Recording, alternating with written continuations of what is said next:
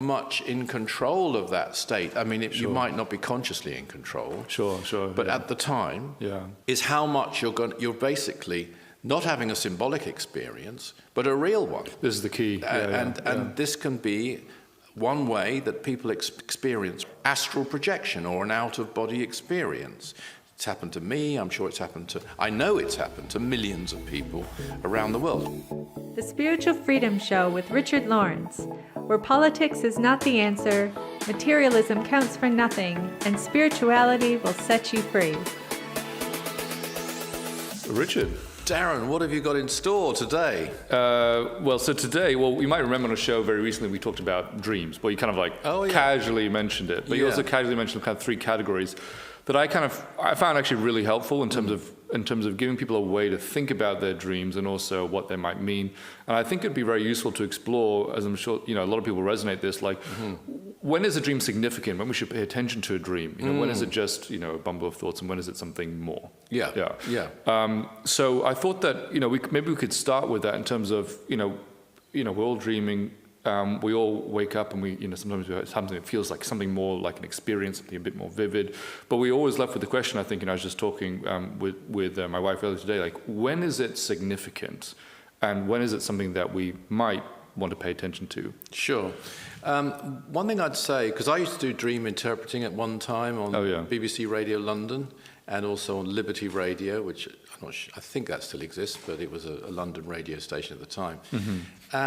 And I found that with dream interpreting, it's usually like a psychoanalytical thing. Sometimes it might be an astrological thing, but broadly speaking, dream interpreters, they draw on certain universal symbols. So they'll have some kind of a chart, so that if the moon appears, it means this. If something else, a horse appears, it means that. If a bird appears, it means this. Okay. And I also found that those dream interpreters, and the way they did it, didn't agree with each other. Even though they're going from a chart? Yeah, so they'd have a universal symbol, and to one, there were commonalities, but to one a bird would mean this, and to another a river would mean something different to another interpreter. So one of them's going to be wrong. What I realized is, and I'm not saying other dream interpreters didn't realize this as well, is, of course, that it depends very much on the person as to what something means to them. It can have deep subconscious, it could even have past life meanings to them. I see. So you have to take each individual. There are some universal principles, yes, like in mysticism would be the 5 elements, earth, fire, air, water, and ether. Yeah. But broadly speaking, each person will resonate in different ways. Now, that's just standard dream. That's on the basis that all dreams are the same. They are not all the same, which is your question, really. And that's where most dream interpreters go very badly wrong. Some dream... Now, Dr. King himself was, I won't say dismissive, but he heard people talking about their dreams and reading far more into it than was really happening. He did once, for example, tell me of a dream that he had. About somebody. This somebody, actually, is the same person, by the way, that I saw on the other realms in that experience where there was the music and the bookshop. Really? Same person. But at that time, the person was alive. And he told me he'd had a dream that he'd had to rescue this person from the water. I don't know if it was a sea or a river, but he was kind of drowning, and Dr. King had, in the dream, rescued him and brought him on the boat. But he was completely covered in mud. And he said that in the dream I was standing there with Dr. King, watching, kind of ready to help, but just watching. And then when he pulled him out, Dr. King turned to me and said, "There he is, he's covered in mud, you clean him off." Really? And that's an interesting dream. I mean, it's not hard to interpret, really. And it is about that very self-same person. So he would sometimes, occasionally, tell of his dream experiences. Wow. I mean, was that like helpful to you in some way dealing with some situation afterwards? It was so obvious what it means, and yes, I knew the person, and yes, I bore it in mind, that, I see. I liked this person very much anyway. I see. But and I did actually, I was actually, now you mention it, I just realized the last person, Alison and I, who saw this person alive. Really? Yeah. Wow. Actually. So we were in touch with him, and we were in Belgium at the time. So yes, not that he was Belgian. Sure. So actually, yes, I did have dealings with him, and I did give him a psychic reading and generally tried to. But I think I'd have done that anyway, but I did bear the dream in mind. Yeah, I understand. I mean, there was a statement actually in our book here, The 9 Freedoms, and this is the sort of our core teaching, is it not? And in the second freedom, it does say, I wonder if I can quickly find it, that if you radiate love energy in the in your waking state, you will I mean, here's a statement. The energy, the freedom called love, does not only exist in your holy days, but throughout each day and each night. If terrestrial man manifests this power during his waking state, he will also manifest this same power during his sleep state, when part of the consciousness is still active. Sleep is a state of projection from the physical body, brought about by a certain element of consciousness. Then the power love can still be radiated by this part of consciousness. So there you have a full answer. Sleep is a state of projection from the physical body. So now, depending how much in control of that state, I mean, you might not be consciously in control. Sure.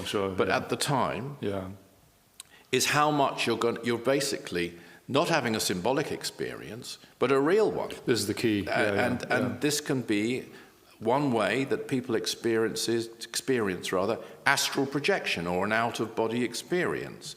It's happened to me, I know it's happened to millions of people around the world, just from opinion polls which have been done and surveys.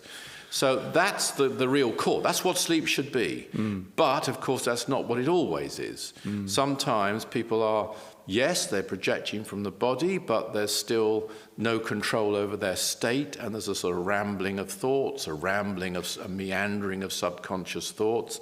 Then you might be able to, depending on how vivid it is, get some kind of psychological interpretation of them. And then sometimes you'll have what I would call a visionary dream, where the superconscious part of you is using your sleep state to give you an insight into your future, and you can have people can get a vision of what is to come. So those are the things that can occur, but basically it's an out-of-body state. Okay. And basically what you're saying there is that it's an out-of-body state for everyone. That's defining what sleep is. That's the defining one, but the degree of conscious control even super-conscious control will vary. I mean, you could have a state, for example, let's take the worst-case scenario, where you go to about a lower place, not to help, because I've had the experience of going there to help, but because you are drawn down there. I see. And you have rather a ghastly dream, which you consider to be a nightmare. And you couldn't really read much into that symbolically, other than the fact that you were you were there, and you'll have some recollection. Maybe most people don't have recollection. That's the first thing. I think in the aphorisms of Patanjali there is a statement in there which to the effect of meditate upon your dreams, and meditate being the key word, get to the bottom of it, really know what the meaning is. And that's the first thing as a dream interpreter, or even interpreter of your own dreams, you would need to do. First of all, you need to recollect it, and you need to recollect it accurately. Because I've had people many times tell me, and I mean many times, and it's happened to me, about people that they've dreamt about, behaving in a certain way, saying certain things, and I've questioned them, and I said, well, okay, what did they look like? And when it's broken down, it wasn't that person at all. I see. But in their mind, it was that person. They associated it. So that could be an association. It could even be put into their mind, because it might be a divisive dream, or on the contrary, it's something they associate with a person of a positive nature. But you've got to really remember and know and be sure. And we come back to those words I always mention, I don't know. If you're not sure, don't try and make it up, because you could get quite misled. I wanted to go into this area you talked about, which are kind of more prophetic dreams, or some aspect of your superconscious, perhaps, or showing you some aspect of what might be coming up. I thought I'd just read the story that I got here. Oh yeah.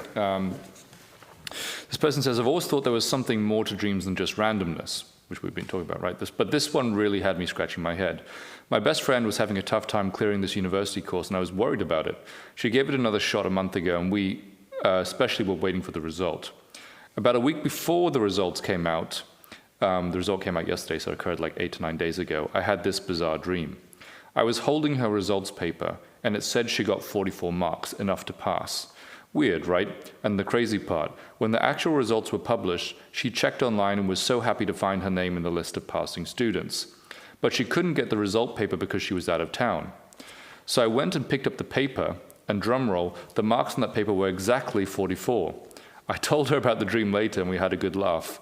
But, it's just that's really good. I mean, first of all, what I would say is that generally, if you have a prophetic dream, and you're pretty sure it's a prophetic dream, it's there to be used. I mean, the most difficult one I ever had, actually, it was in a radio station in Manchester, was a woman who phoned me up. Oh, yeah. And said that she'd had a dream. She had a baby. She had a dream that her baby would die. She woke up in the morning and the baby hadn't died. And this is just so much relief. But her question, and then, so she thought, that's great, the dream was wrong. Fantastic. Excuse me. A few days later, completely unexpectedly, I don't know the details of how this happened, but the baby died. Wow. So she said to me, well, why did I have that dream? So that's this is where going more deeply into it helps. Yeah. Okay. Why, with that case, which isn't so ghastly, it's kind of superficial, it's nice, but why? And it might have been to encourage her friend or something. There'll be a reason other than, I can do this. Yeah. I'll come back, though, to the prophetic point. So I was kind of a loss for words. I've never had that experience of losing a baby, certainly in this life. And I, couldn't conceive of how awful she must have felt as a mother and so on. So it was a very difficult one to answer. But I just asked her this question.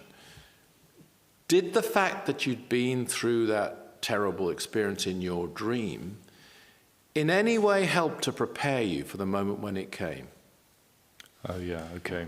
That's and interesting. she said it did.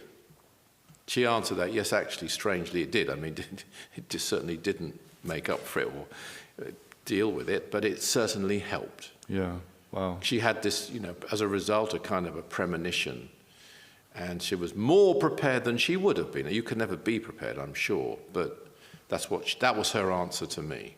Wow. Yeah. There's a couple of things that come to mind there. One is that I've had dreams in which I've done something, and I've just the immense, terrible regret that I felt.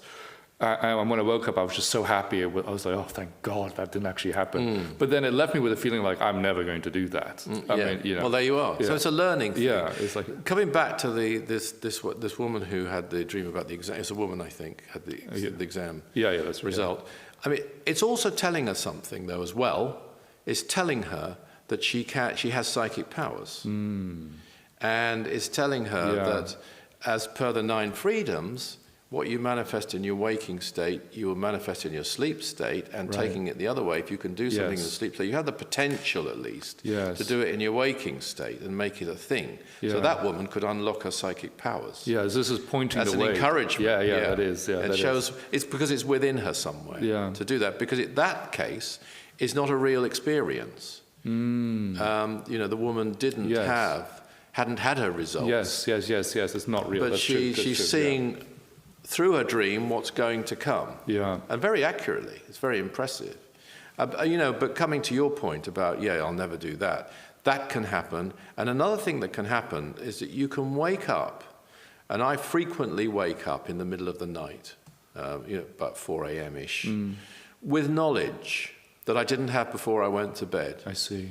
And, that could be a result of one or two things, but one thing it could be is that you're going to another realm. You don't necessarily remember it all, or you may not remember any of it. Right, okay. But you might have been briefed, you might have been taught, you might have been informed by other people on that realm, and when you wake up, you have some knowledge.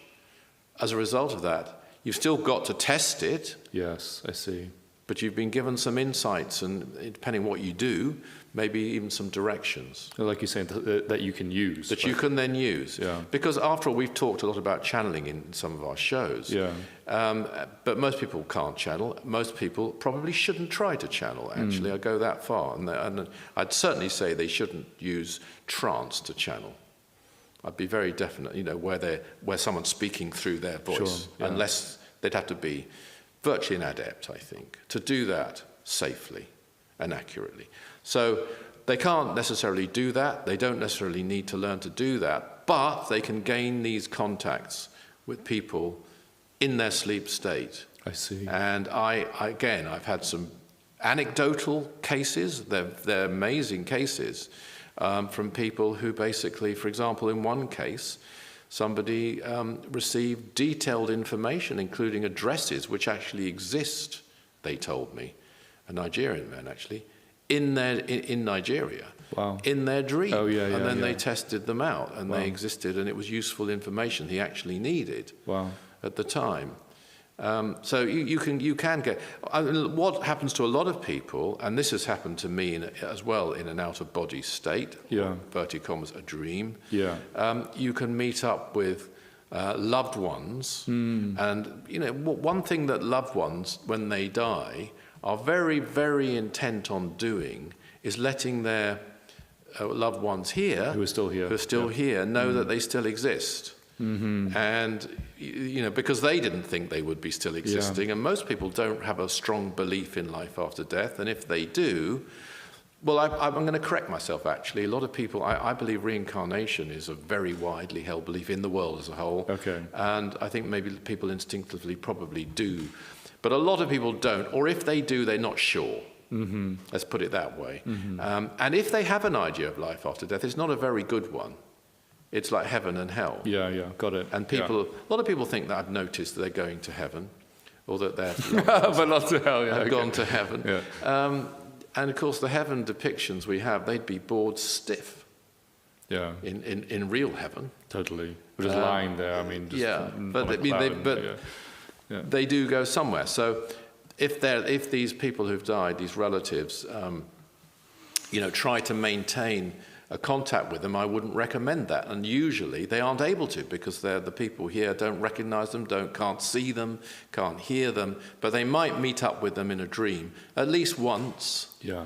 And then think, okay, and it might even relieve them, because then the person, they see that they're well. And it can help through bereavement. It's not something, though, one should encourage, or, don't go to bed at night thinking, now I want another contact, I want to meet my son. Sure, yeah. Because then you're going to hold them back. Yeah. But it can happen. And it does happen quite frequently. Yeah, actually, I can think of one experience. I think it might have been a moment of truth, some time ago. I think it might have been Katie. She was talking about an experience like that she had had. I think it might have been her grandmother or someone who'd passed on, who she had seen in a dream. And to her, as you described, she'd found that extremely comforting. So, it certainly brings that story to mind. Also, in terms of this usefulness, in terms of, these kind of dreams that you can have, just coming back to that for a moment. I remember an experience I had, must have been 10 years ago or something now, when I was working for a company in San Francisco, and one night I had a dream that one of the girls on my team, she'd come up to me and she'd ask for my help and my advice. And there were various other symbolic elements in the dream. And then I woke up, I remember thinking whoa, that was strange. And then I got up, got dressed, went to the office in the morning, put my keys down, looked up, and she was standing right there. She had come to my desk and she said, I need to speak to you. In my head, I was like, oh my God, she knows. I was And then she's like, can we go into a room over there? I was like, sure. Well, that's a very good example. Yeah. Very accurate example. And then she came out to me, and then when we were in the room, she said, I really need to ask for your advice. And I was like, okay. So she's seen a side of you in the dream that she hadn't seen in the office or wherever you were. And then she doesn't know why, but she wants to get your advice. Yeah, and me having seen that interaction sort of symbolically taking place beforehand, and just hours before, basically, while I was sleeping. And then, that advice had helped her. And she contacted me a few months later, saying, thank you very much. I was able to do this and this. And I was like, wow, that's Well, that's it. So in these cases, dreams can be valid. There is a warning. Don't read everything. I mean, sometimes they really are the subconscious taking over. You may be out of your body, but the subconscious is not organized, it's not functional, and it's a mishmash of events. And the imagination can kick in as well in a dream. Sometimes you'll have an experience where you float out of the body. Now, this has happened, I believe, to millions of people, according to one poll I saw once. And they can see their body in the bed. And if you can then, when that happens, remain focused, while still going to sleep. It sounds like a contradiction in terms, but just remain aware. Focused is a good word. The concentration faculty is still active, even though you're going to sleep. If you can do that, you can actually go smoothly into a projected state. Quite consciously, there can be a seamless transition, and then you can have whatever experience it is you're meant to be having. I see. And then when that experience happens on the other realm, and I always take this myself as an absolute key thing for me, when it's over, you come straight back to the body, and you'll wake up, even if momentarily. I see. And then go to sleep. Okay. Sometimes usually people don't have that. Usually it's not that controlled, not that conscious, not that. It might be super conscious rather than conscious, but concentrated, let's say. Usually it isn't, but it can happen. You can develop it. To get out of the body at will, I think. And I set myself a real goal to do this in the early, in my early 30s, and I really set out to do it. And I think it must rank as one of the most difficult things I've ever attempted. I mean, to do when you're not sleepy. I see. In the middle of the day, conscious let's just astral say, projection. and to get out of the body. The place I did it was, Dr. King was in America, and he'd sent me down, or suggested I went down to a place called the Retreat in Devon, which was a house that the society had at the time, Coombe Martin, which had actually been sanctified by the presence of the Lord Maitreya himself, and before this. Wow. But anyway, I had this. I did manage to get out of the body, but it was very, very difficult. It's not something that I could easily do today. I'm not saying I couldn't, but I was working at it and applying myself for a long period to get to that point. Dr. King could do it. I think it's a very difficult thing to do at will. But when it happens quite naturally, and again, that isn't something everybody needs to do. It's just something for whatever reason I wanted to do. I think, it can happen perfectly naturally. And as you evolve, I think there's a big key here in the 9 freedoms. Depending on what you do in your waking state will affect totally what happens in your sleep state. And likewise, the more you progress in service, in spiritual service, you're much more likely to have a natural state of projection. Or if not one that you're kind of totally aware of, you wake up and you'll have a good memory of it, and it'll be a very real thing. It will be an event which it makes sense, because some dreams don't really make sense. They're irrational and they go here and there, but a real experience in an actual place which you can remember and you can describe. And it can be a wonderful thing depending on the place you go to. If you go to a lower place, which I have done under guidance with help from guides, if that just should happen, and you should be guided to do that. It's nothing. I'm not recommending any of these things, but you can really help people in certain conditions. It's something I was lucky enough to be able to talk to Dr. King about and tell him about, and he made certain statements to me which confirmed it to me. That the experience was real. I see. And I put it to him actually that also, if you're in spiritual work, because certain people were having issues at the time, you can also get interference through dreams. I see. Which he actually gave an address on. I'm not saying he needed my input, but he took it very seriously. And he gave an address on sleep state interference shortly after I've heard of that. That was after a conversation I had with him in London. I see. About this very thing. But that's why I think it's vital to try and remember, because if somebody did wish to cause, say, discord between, and if people are doing something very, very important, then interfering forces will want to cause discord between those people to try and stop it. I see. And so you might wake up thinking that so-and-so did this, or you may, worst case scenario, you won't even remember. It'll be a seed sowed in your subconscious, hence the need to meditate on it. But that's why I repeat what I said earlier. Really go back to the dream and think, right now, really was it that person? I see. And what did they look like? Can I actually remember? Why do I think it was them? Is it just a feeling I've got that it was them? Or can I remember their face? And when you boil it down, and I've had a number of conversations with people, it isn't them at all sometimes. I see, yeah. You get the same with psychic development in a different way, but you'll have people who perhaps have a female guide, which they take, if they're of Catholic background, they assume is the Virgin Mary. Right, yeah. And it isn't necessarily the Virgin Mary. It might be a good person, helping them, healing them, whatever. It's not impossible that it would be the Virgin Mary. I'm not saying that, but by and large, it probably isn't. But that's what they think. So you can get these little deceptions coming in.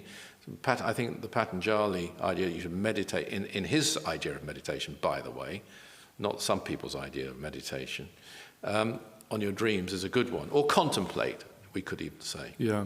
No, that's fascinating. I mean, I've even just along those lines, just recalling some experience where I've had dreams about certain people, but they're like, when I really think about it, their face was quite distorted. It wasn't actually them. Yeah. It's kind of like, all right, wait a minute. Why did was it in a place that you think it was? And it can work both ways too. It can work that actually you find out it was a certain person. It was a wonderful thing. And you're seeing a side of a person that you're not seeing in the daytime. I see. Which is a good side.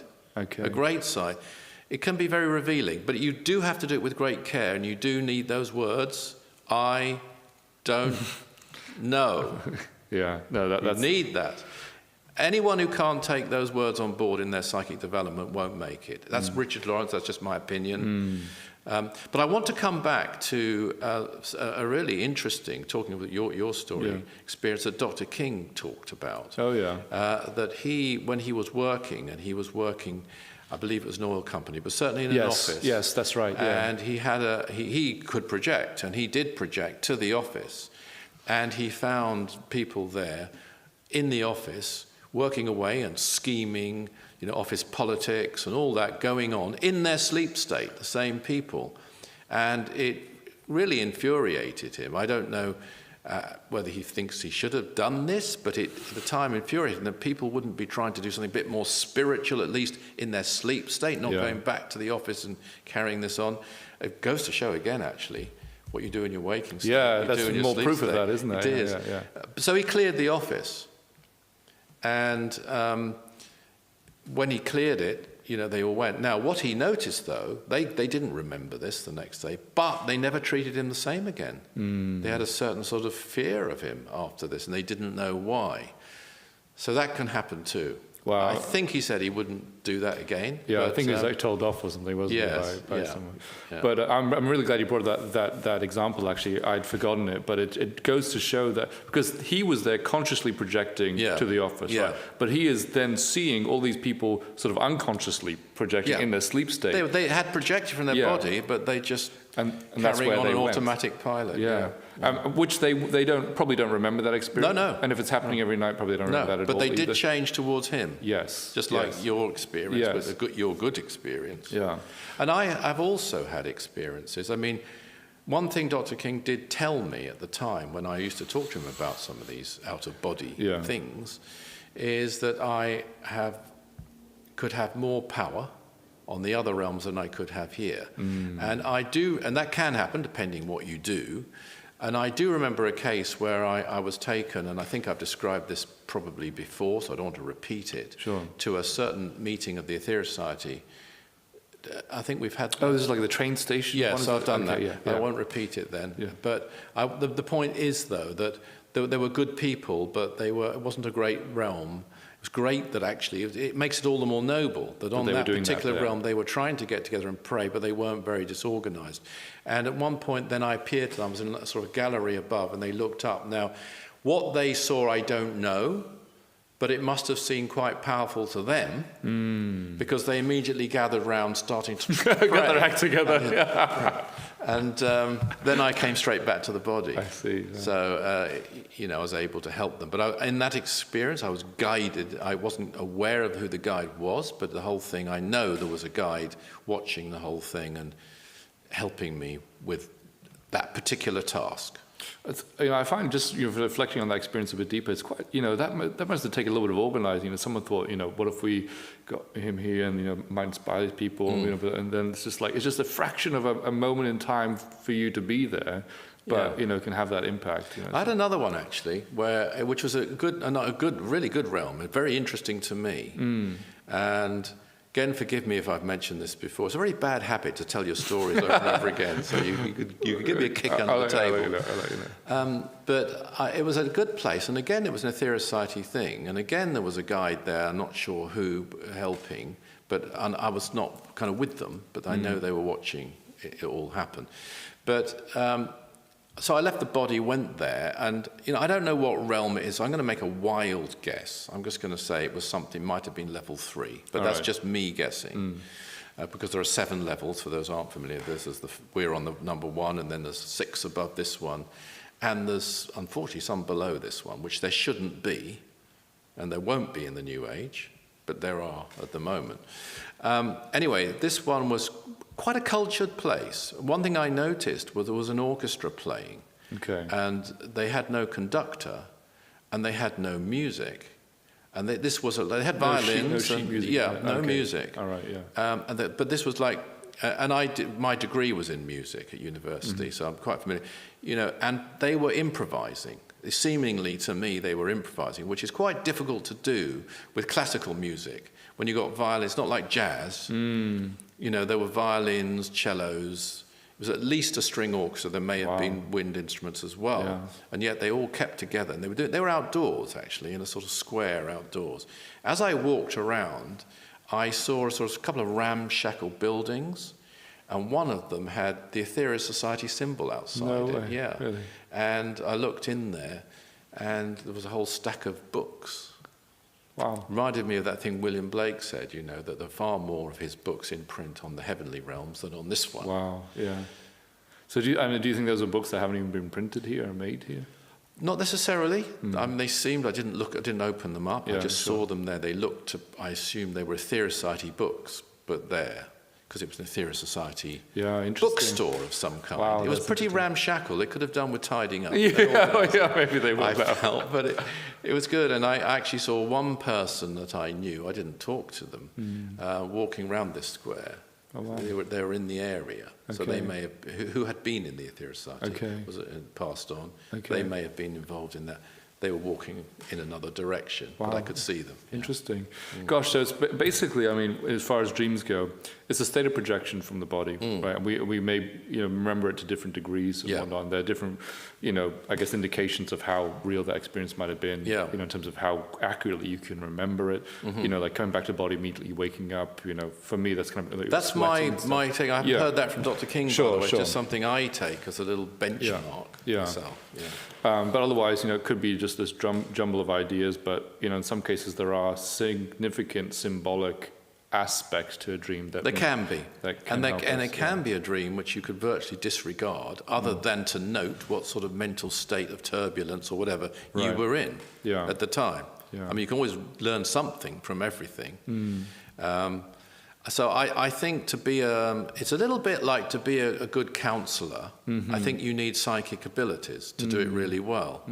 You might have those and not acknowledge it. Now, I often say psychic readers should have some counselling ability, but counsellors and I'll go further, psychotherapists ideally would have the psychic and intuitive abilities. And some of them know that, by the way, and use it, and use an intuitive aspect to their work, as well as their other training. Sure.